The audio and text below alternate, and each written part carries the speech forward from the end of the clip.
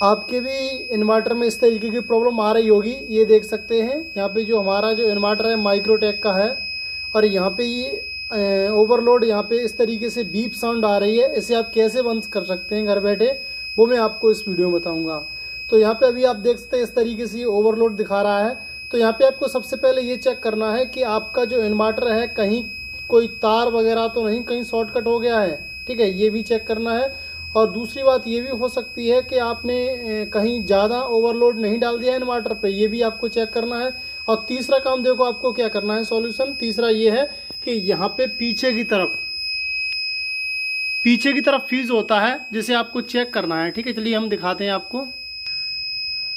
अब आप यहाँ से इधर आएंगे पीछे की तरफ, तो पीछे की तरफ आपको ये देखो एक स्विच दिखेगा, ये देख सकते हैं। तो इसे आपको यहाँ पे चेक करना है कहीं ढीला तो नहीं है। ढीला है तो आप इसे इस तरीके से बाहर निकालिए। मैं अभी बाहर, जैसे ही मैंने इन्वर्टर से इसे बाहर निकाला, आप यहाँ देख सकते हैं ये फ्यूज हो गया है। यहाँ पे तार लगा होता है रॉड के अंदर, ये देख सकते हैं यहाँ पे एकदम से कट हो गया है, फ्यूज हो गया है। अब यहाँ पे अब आपको क्या करना है, या तो आप दुकान से जाके नया खरीद के लेके आइए, या फिर आप घर पर ही जुगाड़ कर सकते हैं।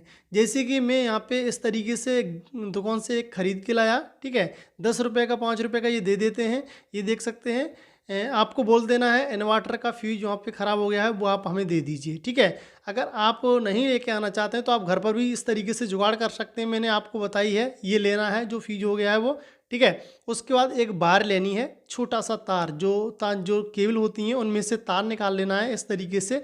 उसके बाद आपको इसे ऊपर और नीचे की साइड थोड़ा घुमा देना है इस तरीके का, ठीक है। उसके बाद आपको ऊपर की साइड और नीचे की साइड ऐसे लगा देना है जैसे ये यहाँ पे टच हो जाए, ठीक है। ऊपर और नीचे की साइड, जैसे कि मैं आपको यहाँ दिखा रहा हूँ इस तरीके से।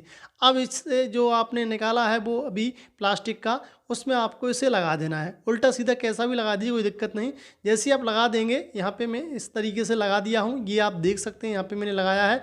और इसे आपको कस देना है। जैसे आप इसे कस देंगे, उसके बाद आपका यहाँ इन्वर्टर जो साउंड कर रहा था पी की, ओवरलोड दिखा रहा था, वो नहीं दिखाएगा। ये आप देख सकते हैं। कैसी लगी वीडियो कमेंट में ज़रूर बताइए।